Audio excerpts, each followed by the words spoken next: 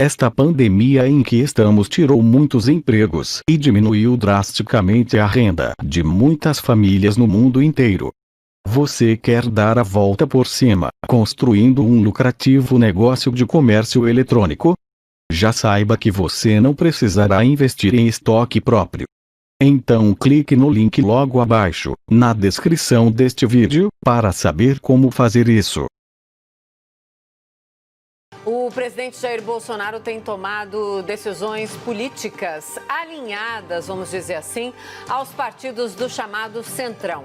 A mais recente foi a indicação do desembargador Cássio Nunes para o Supremo, que gerou duras críticas da chamada base aliada mais raiz e de alguns apoiadores.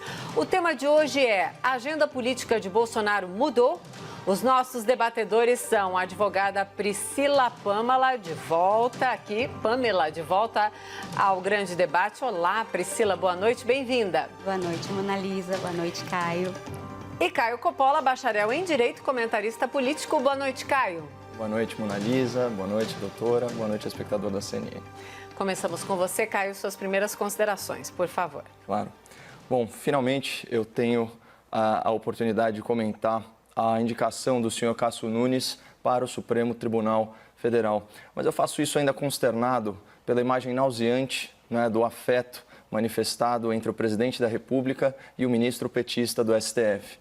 No sábado, Jair Bolsonaro e Dias Toffoli foram flagrados aí numa intimidade constrangedora que precedeu uma reunião que sequer constava da agenda oficial de ambos. A pretexto de assistir a uma partida de futebol, o presidente passou horas na casa do ministro, junto com o senhor Davi Alcolumbre, líder do Centrão, interessado em violar a Constituição Federal para permanecer ilegalmente na presidência do Senado.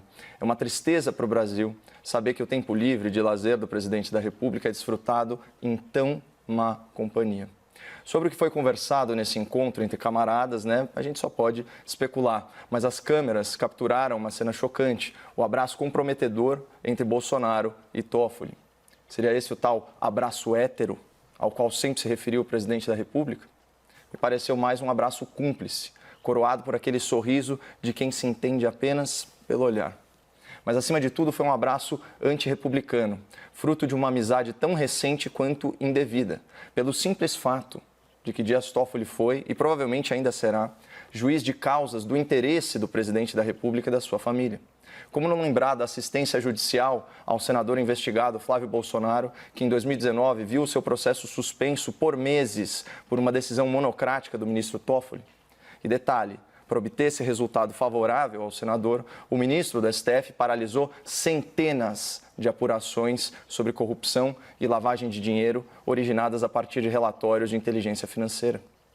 Pessoal, o Poder Judiciário ele tem como uma das suas principais atribuições fiscalizar e julgar os excessos dos demais poderes. Por isso é tão aviltante ver o presidente do Senado e o presidente da República, em pleno final de semana, em trajes informais, confraternizando aos risos na casa de um ministro do STF, que deveria ter o compromisso com a imparcialidade. Aquele abraço carinhoso e indecoroso não é só um abraço de quem quer governar, é um abraço de quem quer ou de quem precisa se associar. Tanto que na sua live semanal, Bolsonaro declarou o seguinte sobre indicados ao STF.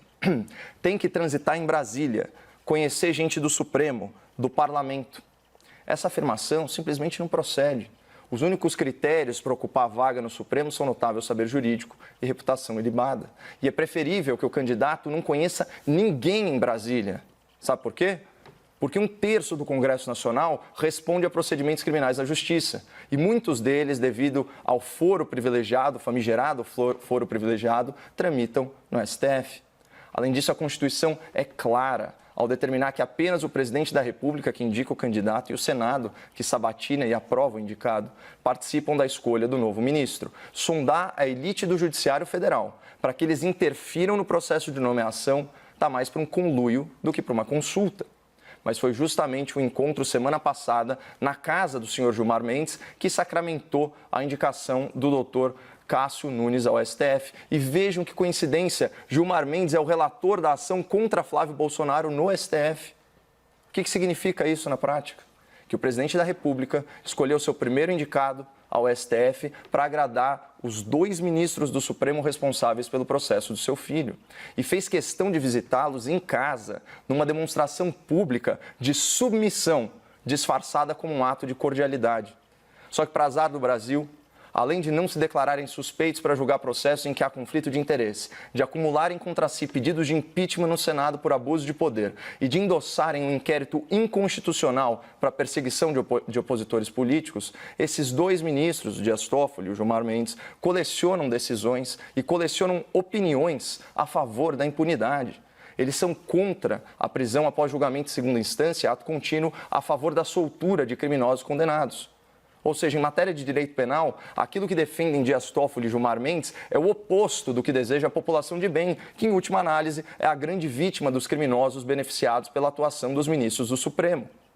Então, a julgar por seus apoiadores na esquerda, no centrão, na advocacia milionária e no STF, Cássio Nunes seguirá essa mesma direção, na contramão da sociedade.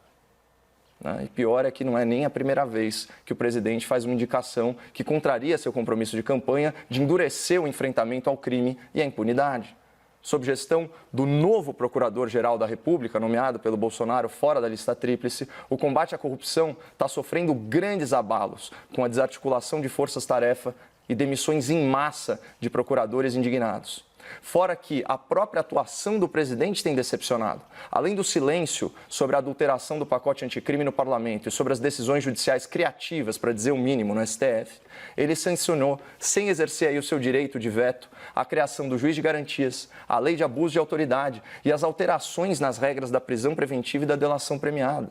Ou seja, no governo Bolsonaro foram aprovadas leis mais brandas contra o crime, que dificultam a persecução penal. E foi nomeado um chefe do Ministério Público que trabalha contra a autonomia funcional dos seus procuradores. Esses são fatos já consumados. Mas o que está por vir é infinitamente mais grave.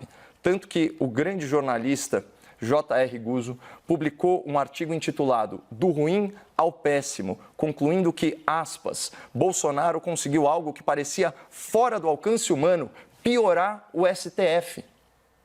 É uma análise pertinente a do jornalista, porque apesar de todos os seus defeitos, o ministro decano da Corte, Dr. Celso de Mello, possui uma grande qualidade: ele está prestes a se aposentar.